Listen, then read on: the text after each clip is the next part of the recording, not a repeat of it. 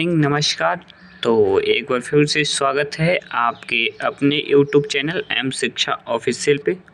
और आज हम लोग घटना चक्र में पॉलिटी का कुछ पीवाईक्यू देखने का प्रयास करेंगे, जिसका कि चैप्टर है संविधान सभा एवं संविधान निर्माण की प्रक्रिया से संबंधित पीवाईक्यू होंगे।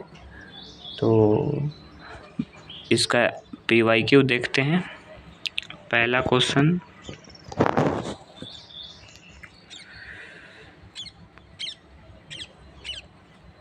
भारत के लिए संविधान की रचना हेतु संविधान सभा का विचार निम्नलिखित में से सर्वप्रथम किसने प्रस्तुत किया था? स्वराज पार्टी 1934 में, कांग्रेस पार्टी 1936 में, मुस्लिम लीग 1942 में, सर्वदलीय सम्मेलन 1946 में। तो चलिए इसका आंसर देखते हैं। स्वराज पार्टी 1934 होना चाहिए जी, बिल्कुल। तो सबसे पहले इसका आंसर हो जाएगा स्वराज पार्टी 1934 में। और स्वराज पार्टी का गठन कब हुआ था? तो 1924 में ना 1923 में। मई 1934 में कराची में स्वराज पार्टी ने आत्मनिर्णय के अधिकार की मांग की एवं प्रस्ताव पारित किया, जिसमें कहा गया कि वयस्क मताधिकार के आधार पर निर्वाचित भारतीय प्रतिनिधि की एक संविधान सभा होगी जो संविधान का निर्माण करेगी। भारतीयों की ओर से संविधान सभा की मांग करने की यह प्रथम अवसर था। यानी जो 1934 ईस्वी में रांची में स्वराज पार्टी आत्मनिर्णय का अधिकार मांग रहा था, यानी जो उनके द्वारा मांग किया गया, सर्वप्रथम किसके द्वारा मांग किया गया? स्वराज पार्टी के द्वारा 1934 ईस्वी में। स्वराज पार्टी के द्वारा 1934 ईस्वी में। क्वेश्चन नंबर 2, स्वतंत्रता के पूर्व के दिनों में प्रारंभ में किसने संविधान निर्मात्री सभा का विचार प्रस्तुत किया? एम एन राय। यानी स्वतंत्रता से पूर्व संविधान निर्माण का विचार संविधान सभा का विचार सबसे पहले कौन प्रस्तुत किया? M N Roy, B R Ambedkar और एनी बेसेंट, जवाहरलाल नेहरू। तो इसका सही आंसर हो जाएगा एनी क्या था? एम एन राय। और 1934 में ही भारत में संविधान निर्मात्री सभा का विचार एम एन राय ने दिया था। क्वेश्चन इस प्रकार हम लोग से पूछ देता है कि सर्वप्रथम संविधान सभा का विचार किसने प्रस्तुत किया था? तो एम एन राय। कब? 1934 में। संविधान सभा का भी विचार सबसे पहले इन्हीं ने प्रस्तुत किया 1934 में। एक निर्वाचित संविधान सभा द्वारा भारत के संविधान का निर्माण करने का प्रस्ताव किया था साइमन कमीशन द्वारा, भारत सरकार अधिनियम 1935 द्वारा, क्रिप्स मिशन के द्वारा और ब्रिटिश कैबिनेट डेलीगेशन द्वारा। संविधान निर्वाचित संविधान सभा और भारत के संविधान का निर्माण करने का प्रस्ताव किया गया था तो क्रिप्स मिशन के द्वारा ना। और क्रिप्स मिशन कब आया था? 1940 में, 1940 में ना। एक निर्वाचित संविधान सभा द्वारा भारत के संविधान का निर्माण करने का प्रस्ताव सर्वप्रथम क्रिप्स मिशन 1942 ईस्वी में आया था के द्वारा किया गया था। क्रिप्स मिशन के द्वारा भारत में संविधान निर्माण करने का प्रस्ताव आया था। क्वेश्चन नंबर 4, कैबिनेट मिशन योजना के अंतर्गत संविधान निर्मात्री परिषद में प्रत्येक प्रांत को आवंटित सदस्य संख्या निर्धारित करने के लिए एक प्रतिनिधि कितनी जनसंख्या के अनुपात में था? तो 10 लाख, 8 लाख, 12 लाख, 15 लाख। तो इसका 10 लाख होना चाहिए जी, बिल्कुल।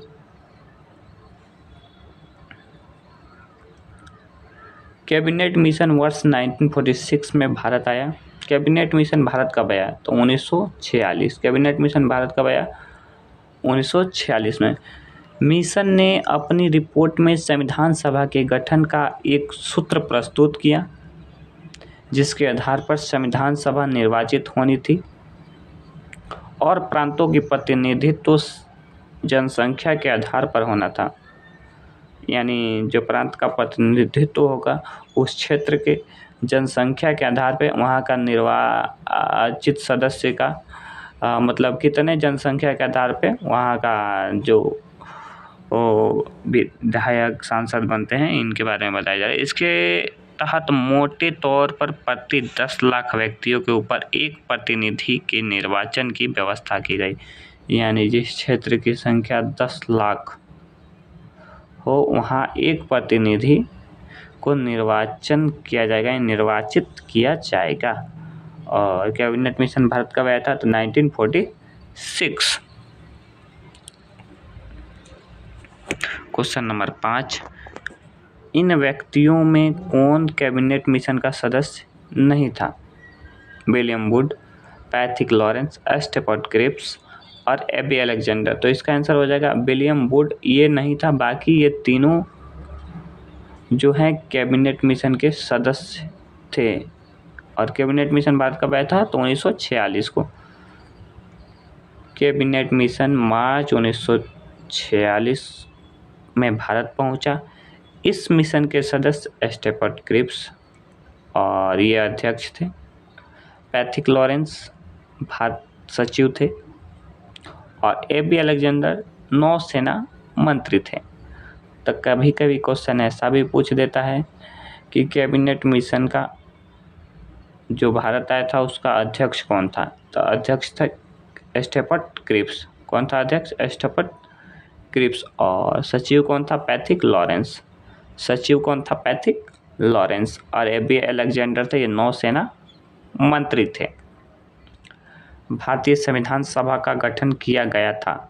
भारत सरकार अधिनियम 1935 के अंतर्गत, क्रिप्स योजना 1942 के अंतर्गत। ऑप्शन नंबर बी होना चाहिए। बाकी देखते हैं आंसर क्या दिया हुआ है। कैबिनेट मिशन योजना 1940 कैबिनेट मिशन योजना 1946 के अंतर्गत ऑप्शन नंबर सी होगा और सी दिया हुआ है, माफ़ कीजिएगा। और इसका एनालिसिस थोड़ा देखते हैं। भारतीय संविधान का प्रतिनिधित्व निर्वाचन के आधार पर गठन कैबिनेट मिशन योजना 1946 के अंतर्गत किया गया था। क्वेश्चन नंबर 7, 1946 में नामित अंतरिम सरकार में कार्यपालिका परिषद के उपसभापति थे। सभापति नहीं, उपसभापति पूछ रहे हैं। जवाहरलाल नेहरू, एम.एस. राधाकृष्णन, सी राजगोपालाचारी, डॉक्टर राजेंद्र प्रसाद। और ये क्वेश्चन 1935 में आया हुआ है ISPT में। तो ये जो जवाहरलाल नेहरू जी थे ये कार्यपालिका परिषद के उपसभापति थे। कार्यपालिका परिषद के उपसभापति थे। 24 अगस्त 1946 को अंतरिम सरकार की घोषणा इस व्यवस्था के साथ की गई कि अंतरिम सरकार 2 सितंबर 1946 को कार्यभार संभालेगी। अंतरिम सरकार जो थी कार्यभार कब संभाली थी? 2 सितंबर 1946 को। और वायसराय इसमें कार्यपालिका परिषद के पदेन अध्यक्ष था। और जो ये सरकार बनी उसका पदेन अध्यक्ष कौन था उस समय का? वायसराय। तथा जवाहरलाल नेहरू उपाध्यक्ष या उपसभापति बनाया गया। क्वेश्चन नंबर 8, निम्नलिखित में से कौन अगस्त 1946 में गठित प्रथम अंतरिम राष्ट्रीय सरकार का सदस्य नहीं था? सी Rajagopalachari, doctor Rajendra Prasad, doctor S Radhakrishnan, Jagjivan Ram. निम्नलिखित में से कौन अगस्त 1946 में गठित अंतरिम सरकार का राष्ट्रीय सरकार का सदस्य नहीं था? अच्छा, सी राजगोपालाचारी तो थे ना। डॉक्टर राजेंद्र प्रसाद ये तो राष्ट्रपति थे। जगजीवन राम भी थे और एस राधाकृष्णन नहीं थे। हाँ, ये प्रथम उपराष्ट्रपति के रूप में हम लोग इनको जानते हैं और 2 बार उपराष्ट्रपति बने हुए हैं। तो ऑप्शन नंबर सी हो जाएगा। कैबिनेट मिशन योजना के आधार पर 24 अगस्त 1946 की घोषणा के तहत नवनिर्वाचित संविधान सभा से 2 सितंबर 1946 को भारत की अंतरिम सरकार का गठन किया गया। भारत का अंतरिम सरकार का गठन कब किया गया? 2 सितंबर 1946। अंतरिम सरकार का गठन कब किया गया, ये भी क्वेश्चन आ सकता है। तो 2 सितंबर 1946। और सी राजगोपालाचारी शिक्षा मंत्री थे। भारत के प्रथम शिक्षा मंत्री सी राजगोपालाचारी। अंतरिम सरकार की ये बात हो रही है। डॉक्टर राजेंद्र प्रसाद खाद्य एवं कृषि मंत्री। खाद्य एवं कृषि मंत्री कौन थे? डॉक्टर राजेंद्र प्रसाद। और जगजीवन राम ये श्रम मंत्री थे। जगजीवन राम ये श्रम मंत्री थे, जबकि एस राधाकृष्णन इस प्रथम अंतरिम राष्ट्रीय सरकार का सदस्य नहीं थे। जैसा कि हमने बताया कि ये अंतरिम सरकार में सदस्य नहीं थे और ये स्वतंत्र भारत के प्रथम उपराष्ट्रपति के रूप में जाने जाते हैं और ये 2 बार उपराष्ट्रपति रह चुके हैं। क्वेश्चन नंबर 9 कथन कारण आ गया। बेबेल योजना के अनुसार कार्यकारी परिषद में हिंदू और मुस्लिम सदस्यों की संख्या समान होनी थी। कारण बेबेल का विचार था कि ऐसी व्यवस्था से भारत का बंटवारा बच जाता। अच्छा, कथन और कारण दोनों सही है। कथन कारण का सही स्पष्टीकरण है। कथन और कारण दोनों सही है, किंतु कथन और कारण का सही स्पष्टीकरण नहीं है। कथन सही है, कारण गलत है। तो इसका ऑप्शन नंबर सी हो जाएगा। कथन तो सही है लेकिन इसका कारण सही नहीं है। बेबेल योजना के अनुसार कार्यकारी परिषद में हिंदू और मुस्लिम सदस्यों की संख्या समान होनी थी, यही बात सही है, ना कि इस व्यवस्था से बंटवारा बच जाता था, ये गलत है। चलिए अब अगवा देखते हैं।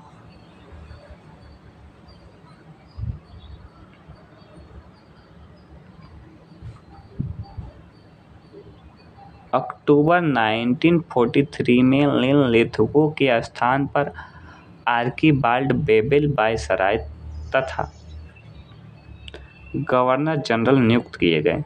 वे भारतीय संवैधानिक गतिरोध को दूर करने के उद्देश्य से मई 1945 में लंदन गए। वहाँ उन्होंने भारतीय प्रशासन के संबंध में ब्रिटिश सरकार से विस्तार से बात की तथा कुछ प्रस्ताव रखे।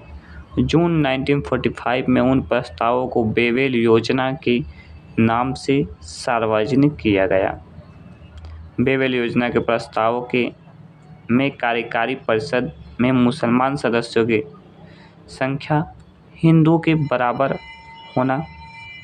अच्छा, मुस्लिम की जो संख्या थी हिंदुओं के बराबर हो गया। परिषद भारतीय होना। शीघ्र ही शिमला में एक सम्मेलन बुलाया जाना तथा युद्ध समाप्ति के पश्चात भारतीयों के द्वारा खुद का संविधान बनाया जाना इत्यादि प्रावधान शामिल थे। बेबेल योजना का उद्देश्य राजनीतिक गतिरोध दूर करना, भारत को पूर्ण स्वशासन की दिशा में आगे बढ़ाना और संवैधानिक गतिरोध दूर करना। इसका उद्देश्य कहीं से भी हिंदू मुस्लिम एकता को दृढ़ करना नहीं था जिससे भारत का विभाजन रुक सके। अतः कथन अच्छा, तो ये हुआ इसका निष्कर्षण। क्वेश्चन नंबर 10 निम्नलिखित कथन में संविधान सभा के विषय में सत्य है। संविधान सभा के विषय में सत्य है। वह वयस्क मताधिकार पर आधारित थी। वह प्रत्यक्ष निर्वाचन का परिणाम था। वह बहुदलीय निकाय थी। उसने अनेक समितियों के माध्यम से कार्य किया। तो इसमें कथन है में हम लोगों का सही कोट का चयन करना है। तो 3 और 4 जो कथन है ये सही है। वह बहुदलीय निकाय था और उसके समितियों के माध्यम से कार्य किया गया। Option number C. संविधान सभा के गठन के लिए राज्यों की विधानसभाओं का उपयोग निर्वाचक मंडल के रूप में किया गया। अतः संविधान सभा अप्रत्यक्ष निर्वाचन का परिणाम था, ना कि प्रत्यक्ष। वहाँ प्रत्यक्ष दिया था ना, संविधान सभा अप्रत्यक्ष निर्वाचन का परिणाम था। इसका निर्वाचन वयस्क मताधिकार पर आधारित नहीं था। वयस्क मताधिकार पर आधारित नहीं था। संविधान सभा में अनेक दलों के लोग शामिल थे। हाँ, बहुदलीय था। इस सभा ने अपने कार्यों का संचालन करने के लिए अनेक समितियों का गठन किया था। ये भी सही है। क्वेश्चन नंबर 11, भारतीय संविधान सभा के संबंध में निम्नलिखित में कौन सा कथन सही है? यह वयस्क मताधिकार पर आधारित नहीं है। यह प्रत्यक्ष निर्वाचन का परिणाम था। प्रत्यक्ष नहीं, अप्रत्यक्ष निर्वाचन का परिणाम था। यह बहुदलीय संरचना नहीं था, बहुदलीय संरचना था। यह कई समितियों के माध्यम से कार्य करते थे। बिल्कुल। यह वयस्क मताधिकार पर आधारित नहीं। वयस्क मताधिकार पर यानी इसमें से सही कोड का चयन करना है ना। तो 11 और इसका ए और डी, जैसा कि हमने बताया, यह कई समितियों के माध्यम से काम करती थी। यह वयस्क मताधिकार पर आधारित नहीं थी। ये भी सही, यानी ऑप्शन ए और डी। ए और डी किस ऑप्शन में है? ऑप्शन नंबर ए में है। और इसके बाद क्वेश्चन नंबर हम लोग 12 देखेंगे। निम्नलिखित में से संविधान सभा के बारे में गलत कौन सा है? यहाँ गलत कथन चुनना है। तो चलिए गलत कथन चुनते हैं। और ये क्वेश्चन जो है MPPCS 2012 में आया हुआ है। इसने बड़ी संख्या में समितियों की मदद से काम किया। उसमें एक प्रारूप समिति महत्वपूर्ण थी। हाँ, प्रारूप समिति महत्वपूर्ण थी। अल्पसंख्यक समुदाय जैसे ईसाई, एंग्लो इंडियन और पारसियों को सभी में पर्याप्त प्रतिनिधित्व दिया गया। इसका निर्वाचन सार्वभौमिक वयस्क मताधिकार के आधार पर किया गया। इसकी चुनाव प्रक्रिया 1935 के अधिनियम के 6वीं अनुसूची पर आधारित थी। कर, संपत्ति और शैक्षणिक योग्यता के कारण मताधिकार समिति था। इसका ऑप्शन नंबर सी जो है यही गलत है, यानी इसका निर्वाचन सार्वभौमिक मताधिकार नहीं किया गया था ना, यहाँ वाला किया गया था। तो ऑप्शन नंबर सी हो जाएगा। संविधान की सभा के सदस्यों का निर्वाचन प्रांतीय विधानसभाओं के सदस्यों द्वारा अप्रत्यक्ष निर्वाचन के आधार पर हुआ था, ना कि सार्वभौमिक मताधिकार। बात सही है बिल्कुल। प्रत्यक्ष निर्वाचन द्वारा कर, संपत्ति और शैक्षणिक योग्यता के आधार पर मताधिकार प्रदान किया गया था। कर, संपत्ति और शैक्षणिक योग्यता के आधार पर मताधिकार का प्रदान किया गया था। सभी को मताधिकार प्राप्त नहीं था, यानी सभी लोग वोट नहीं कर सकते थे। वोट देने के लिए उस समय कर, संपत्ति और शैक्षणिक योग्यता के आधार पर मताधिकार यानी वोट देने का अधिकार उस समय लोगों को दिया गया था। क्वेश्चन नंबर 13, भारत के संविधान का प्रारूप तैयार करने वाली संविधान सभा के सदस्यों को ब्रिटिश संसद द्वारा नामित किया गया, गवर्नर जनरल द्वारा नामित किया गया, विभिन्न प्रांतों की विधानसभाओं द्वारा चुना गया, भारतीय राष्ट्रीय कांग्रेस और मुस्लिम लीग द्वारा चुना गया। तो इसका आंसर हो जाए विभिन्न प्रांतों के विधान सभाओं द्वारा चुना गया, विभिन्न प्रांतों की विधानसभाओं के द्वारा चुना गया था। क्वेश्चन नंबर 14, भारतीय इतिहास के संदर्भ में प्रांतों से संविधान सभा के सदस्य उन प्रांतों के लोगों द्वारा सीधे निर्वाचित हुए थे।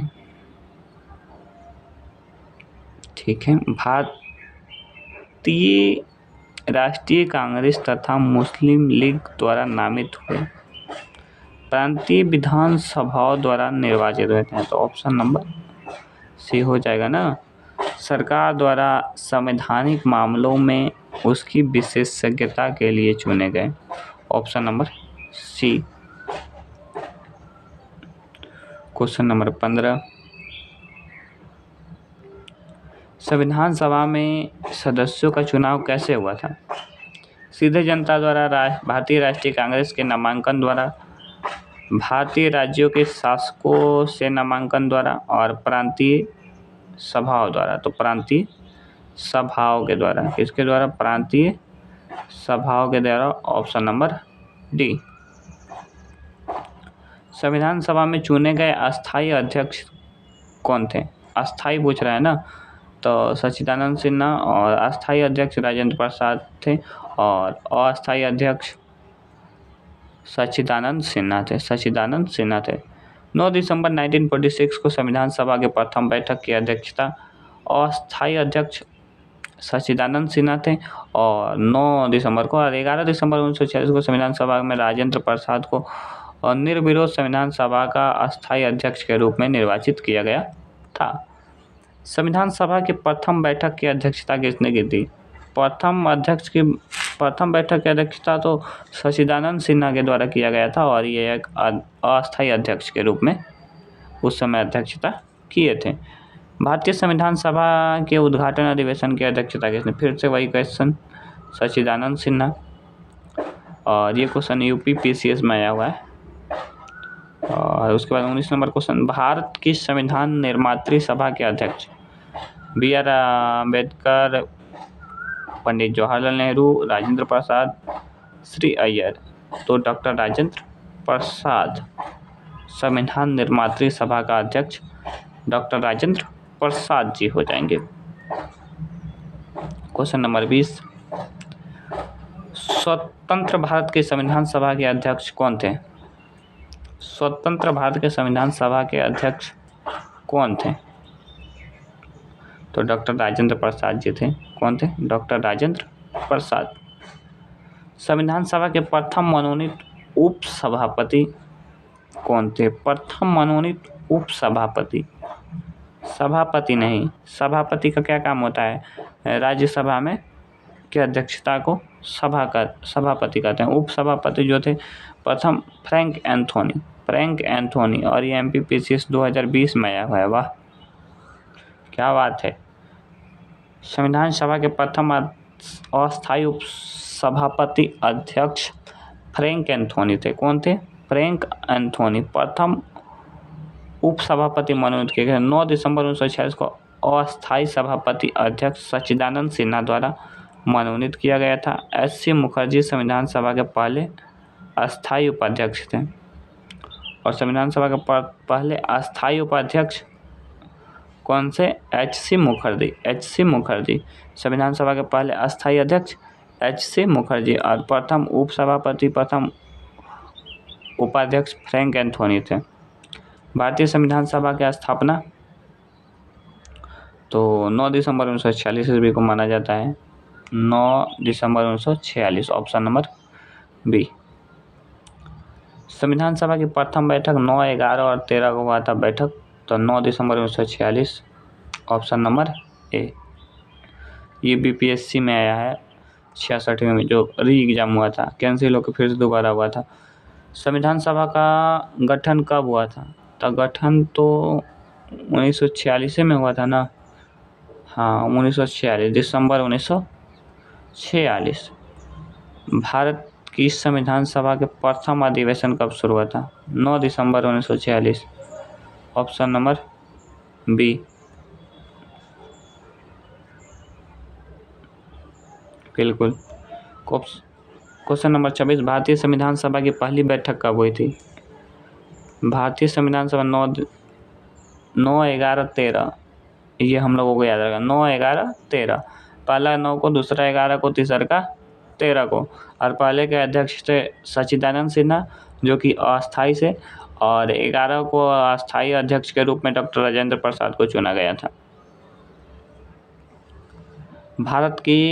भारत को संविधान देने का प्रस्ताव संविधान सभा द्वारा पारित किया गया। तो इसका आंसर 22 जनवरी 1947, ऑप्शन नंबर बी। ये अच्छा क्वेश्चन लगा हमको। 22 जनवरी 1947 को संविधान सभा द्वारा भारत को एक संविधान देने का उद्देश्य पारित किया गया। उद्देश्य प्रस्ताव को दिसंबर 1946 को संविधान सभा में जवाहरलाल नेहरू के द्वारा पेश किया गया तथा आगे चलकर यह उद्देश्य प्रस्ताव का प्रारूप बना। अच्छा, तो ये क्वेश्चन आ जाता है कि उद्देश्य प्रस्ताव किसके द्वारा प्रस्तुत किया गया था? तो उद्देश्य प्रस्ताव पंडित जवाहरलाल नेहरू के द्वारा प्रस्तुत किया गया था। और कब किया गया था भैया? 13 दिसंबर 1946 ईस्वी में प्रस्तुत किया गया था। और जो इसको उद्देश्य प्रस्ताव को प्रस्तुत तो ये कर दिए थे, लेकिन अपनाया कब गया? तो 22 जनवरी 1947, 22 जनवरी 1947। संविधान सभा के सम्मुख संविधान की प्रस्तावना का प्रस्ताव किसने रखा? संविधान सभा के सम्मुख संविधान के प्रस्तावना का प्रस्ताव किसने रखा? नेहरू, B.R. अम्बेडकर और B.N. Rao, Mahatma Gandhi. Option number A Nehru ji हो सकता है और ये हो सकता है। संविधान सभा में उद्देश्य प्रस्ताव निम्न में से किसके द्वारा अभी तुरंत बोल रहे थे ना कि आप पूछ सकता है, सही ये पूछिए दिया है UPPCS में, किसके द्वारा? पंडित जवाहरलाल नेहरू के द्वारा। भारतीय संविधान के निर्माण से संबंधित निम्नलिखित कथनों में से कौन सही है? पंडित जवाहरलाल नेहरू उद्देश्य प्रस्ताव जो संविधान सभा द्वारा स्वीकार किया गया था, संविधान के निर्माण पर असर था। उद्देशिका बहुत महत्वपूर्ण उद्देश्यों की पूर्ति करती है। संविधान को भारत के लोगों ने आदेशित किया। राज्य के मुखिया को लोग प्रत्यक्ष रूप से निर्वाचित करते हैं। तो 1, 2 और 3, ऑप्शन नंबर ए दिया गया है जो कि सही है। और भारतीय संविधान के तहत राज्य के मुखिया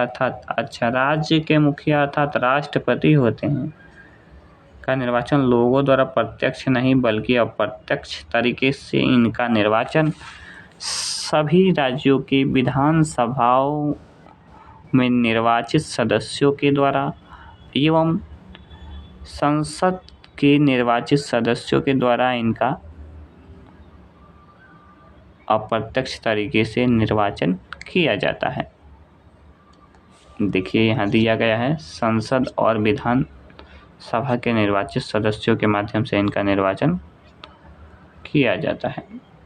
भारतीय संविधान को बनाने हेतु संविधान सभा के कुल कितने अधिवेशन हुए? 12। ये भी क्वेश्चन आ गया है और ये मेरे कॉपी से डिट्टो क्वेश्चन है, मेरे कॉपी से एकदम मिलता जुलता क्वेश्चन है। और इसके बाद हम लोग देखते हैं नेक्स्ट क्वेश्चन। पहले इसका एनालिसिस देख लेते हैं। संविधान बनाने में 2 वर्ष 11 महीना 18 दिन लगा था और ये कब से लगा था? ये भी क्वेश्चन इम्पोर्टेंट है। तो 9 दिसंबर 1946, 9 दिसंबर 1946 से ये काल स्टार्ट होता है और जब तक संविधान पूर्ण तरीके से लागू नहीं हो जाता है तब तक होता है। तो पूर्ण तरह से लागू जब संविधान बन के तैयार कब हुआ था? 26 नवंबर 1949। तो इतना दिन में कितने? 2 वर्ष 11 महीना 18 दिन हो जाता है। और संविधान पूर्ण तरह से लागू हुआ था 26 जनवरी 1950 को। आंशिक रूप से लागू हुआ था 24 नवंबर 1949 ईस्वी को। उस समय 16 आर्टिकल लागू हुआ था, 15, 16। सबसे पहला आर्टिकल 5 था, 5, 6, 7, 8, 9। उसके बाद आगे हुआ था 60। भारत की संविधान सभा के अंतिम बैठक की सही तिथि को बताइए। अच्छा, 26 नवंबर 1949 नहीं, 5 दिसंबर 1949 नहीं, 24 जनवरी 1950, हाँ 24 जनवरी 1950 बैठक की अंतिम तिथि थी। और इसके बाद एक दिन गैप हुआ। उसके बाद 26 जनवरी 1950 ईस्वी को भारतीय संविधान को पूर्ण रूप से लागू किया गया। और ये क्वेश्चन यूपीपीएससी 2018 में आया था। भारत के संविधान के निर्माण में संविधान सभा को कितना समय लगा? 2 वर्ष 11 महीना 18 दिन। ये तो रटा क्वेश्चन है। और संविधान बनाने में कुल कितना बजट आया था, ये भी क्वेश्चन आता है। तो 63,96,900 कुछ रुपया है। 63,96,900 कुछ रुपया है, जो कि आप लोग देख लीजिएगा। नेक्स्ट, यहाँ मिलान करना है। मिलान करना है। संविधान सभा के पहले उपाध्यक्ष, नोट अध्यक्ष, उपाध्यक्ष,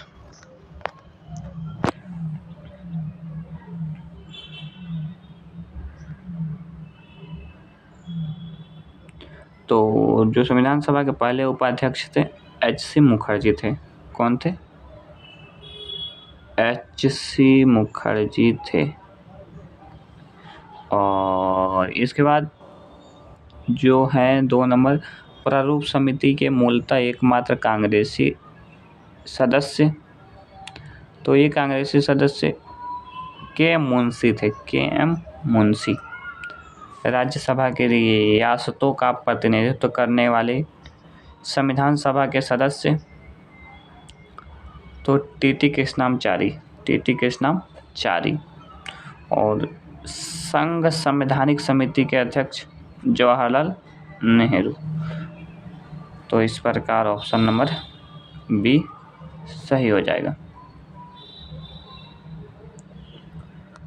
यहाँ कुछ दिया हुआ है स्पेशल, भैया स्पेशल को स्पेशल की तरह पढ़ेंगे। संविधान सभा के उपाध्यक्ष H.C. मुखर्जी। संविधान सभा के पहले उपाध्यक्ष H.C. मुखर्जी। संविधान सभा के पहले उपाध्यक्ष H.C. मुखर्जी। प्रारूप समिति के मूलतः एकमात्र कांग्रेसी सदस्य के.एम. मुंशी। मूलतः एकमात्र कांग्रेसी सदस्य के.एम. मुंशी। राजस्थान की रियासतों का प्रतिनिधित्व टी.टी. कृष्णाचारी। संघ संविधान समिति के अध्यक्ष नेहरू। संघ संविधान समिति के अध्यक्ष नेहरू। संघ संविधान समिति के अध्यक्ष नेहरू। और फिर से एक बार आ गया। पहले अस्थायी उपाध्यक्ष फ्रैंक एंथोनी थे और अस्थायी 9 दिसंबर 1946 को अस्थायी अध्यक्ष सच्चिदानंद सिन्हा द्वारा नामित किया गया था। भारतीय संविधान के निर्माण के समय संवैधानिक सलाहकार कौन थे? B.R. Ambedkar, Rajendra Prasad, B.N. Rau. Yes, B.N. Rau, option number C. अरे देखिए कितना बारी वाला क्वेश्चन पूछा गया है, बहुत ही इम्पोर्टेंट है। भारतीय संविधान के निर्माण के समय बेनेगल नरसिंह राव यानी B.N. राव को संविधान सलाहकार नियुक्त किया गया था। भारतीय संविधान का प्रथम प्रारूप तैयार किया था, तो ये B.N. राव ने तैयार किया था। भारतीय संविधान का जो प्रारूप था सबसे पहले B.N. राव के द्वारा तैयार किया गया था। संविधान सभा में भारतीय संविधान का तृतीय वाचन कब प्रारंभ हुआ था? तो इसका वाचन का जो है भारतीय संविधान का तृतीय वाचन 17 नवंबर 1949 से प्रारंभ हुआ था, 26 नवंबर 1949 तक चला था। तो इस कोनो ऑप्शनों में नहीं दिया है, तो यहाँ से याद रखना है तृतीय वाचन जो था 17 नवंबर से स्टार्ट हुआ और 26 नवंबर तक चला। दोनों 1949 की बात हो रही है, ठीक है। भारत का संविधान पूर्ण रूप से तैयार हुआ था 26 नवंबर 1949। ऑप्शन नंबर बी है। पूर्ण रूप से लागू यदि बोलेगा तो 26 जनवरी 1950। भारतीय संविधान को संविधान सभा द्वारा अंगीकृत किया गया था तो 26 नवंबर 1949। हाँ, ऑप्शन नंबर ए।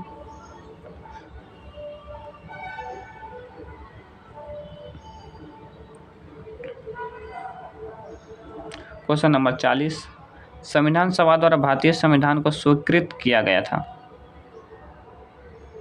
26 नवंबर 1949। Option number C. भारत का संविधान किस तिथि को अपनाया गया? 26 नवंबर 1949 ईस्वी को, लेकिन ये आंशिक रूप से अपनाया गया था। पूर्ण रूप से जब पूरा संविधान को लागू किया गया 26 जनवरी 1950 को लागू किया गया था, अपनाया गया था 26 नवंबर 1949 को। भारतीय संविधान कब लागू हुआ? 26 जनवरी 1950 यदि ऑप्शन में देगा तो इसको में लगाएंगे, और नहीं देगा तो आंशिक रूप से इस समय लगाया था 26 नवंबर बताएगा। ठीक है, यहाँ तीनों गलती है, यही सही है। संविधान को 26 जनवरी के किस लागू करने का निर्णय मतलब क्यों लिया गया था? कांग्रेस स्थिति को 1930 में स्वतंत्रता दिवस के रूप में मनाया था। ठीक है, इस तिथि को 1942, ऑप्शन नंबर ए ही होगा। उस समय जवाहरलाल नेहरू जी के द्वारा आधी रात को 12 बजे कोई नदी के तट पे स्वतंत्रता दिवस मना दिया गया था। उन्हीं को याद करने के लिए हमेशा हमेशा इस तिथि को ही गणतंत्र दिवस के रूप में मनाया जाने लगा और संविधान को लागू किया गया। भारतीय संविधान दिवस 26 नवंबर। भारतीय संविधान 26 नवंबर को मनाया जाता है। भारतीय संविधान को अपनाया गया था संवैधानिक सभा द्वारा, ब्रिटिश संसद द्वारा, गवर्नर जनरल द्वारा, भारतीय संसद द्वारा। संवैधानिक सभा द्वारा। भारतीय संविधान को 26 नवंबर 1949 को किसके द्वारा अधिनियमित किया गया था? तो संविधान सभा के द्वारा अधिनियमित किया गया था। भारत का संविधान अंगीकृत एवं अधिनियमित हुआ था 26 नवंबर 1949, 26 जनवरी 1950, 26 नवंबर 1949 आंशिक रूप से। ठीक है, बी आर अम्बेडकर का संविधान सभा के में निर्वाचन हुआ था पश्चिम से बम्बई से ना, बम्बई से हुआ था पहले, बम्बई से हुआ था। हाँ,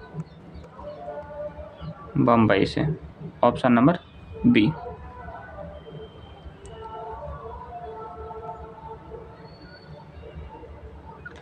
भीमराव अंबेडकर का जन्म और मृत्यु कब हुई? तो ये हमको पता है ना, 1891 में जन्म, 1956 में मृत्यु। कथन पर विचार करते थे। गोलमेज सम्मेलन के विचार विमर्श की रणनीति भारत सरकार अधिनियम 1935 पारित होने के रूप में हुई। भारत सरकार अधिनियम 1935 ने ब्रिटिश भारत के सूबों और भारतीय रियासतों के एक संघ पर आधारित ऑल इंडिया फेडरेशन के गठन का उपबंध है। तो सही तो दोनों है, इसमें कोई शक नहीं है। आईएएस का क्वेश्चन है भैया, नरम सरम क्वेश्चन थोड़ी है। नवंबर 1932 में लंदन में आयोजित तृतीय गोलमेज सम्मेलन, कांग्रेस भाग नहीं लिया था। कांग्रेस भाग लिया था दूसरे गोलमेज सम्मेलन में। कांग्रेस की तरफ से कौन भाग लिया था? गांधी जी। असंप्रदायिक पंचायत की वजह से वो वहाँ से चहक के भाग गए। भारत अधिनियम 1935 में ठोस योजना के अंतिम रूप से पेश किया गया। इसमें ब्रिटिश भारत सूबों और भारतीय रियासतों के एक संघ आधारित ऑल इंडिया फेडरेशन का गठन का प्रावधान किया गया था।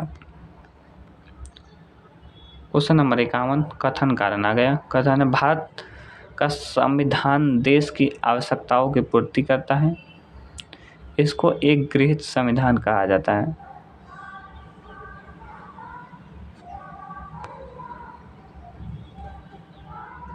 ये और आर दोनों सही है, और ये जो व्याख्या है ये सही नहीं है। Option number B. काफ़ी खतरनाक क्वेश्चन लगा भैया। संविधान सभा में वयस्क मताधिकार को 15 वर्ष के लिए स्थगित करने की बात की गई थी। संविधान सभा में वयस्क मताधिकार को 15 वर्ष के लिए स्थगित करने के बारे में मौलाना आज़ाद के द्वारा, अबुल कलाम आज़ाद भाई प्रथम शिक्षा मंत्री थे स्वतंत्र भारत के। 15 वर्षों के लिए स्थगित करने की वकालत की थी, किंतु राजेंद्र प्रसाद एवं पंडित जवाहरलाल नेहरू ने जोरदार ढंग से इसे अपनाने के लिए इसका समर्थनों कर दिए थे। बाप रे। निम्नलिखित में से किसने सुझाव दिया था कि भारत की स्वतंत्रता के बाद भारतीय राष्ट्रीय कांग्रेस को एक राजनीतिक दल के रूप में भंग कर दें? महात्मा गांधी। किन्ने हैं Mahatma ji? Option number D.